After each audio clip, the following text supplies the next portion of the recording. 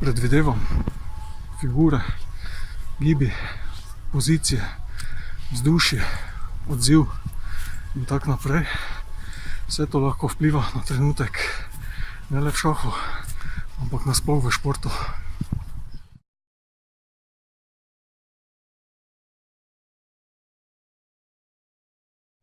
Športnik je človek, ki si je zadal neki cilj. Če pri tem postane zvezda, je predvsem odvisno od vloženega truda, od odrekanja, od okolja in družbe, ki vplivata nanj. Na tekmo pa gledam zgolj z očesom nekoga, ki se je tudi sam izkusil v športu. Kakšno dobil, kakšno izgubil.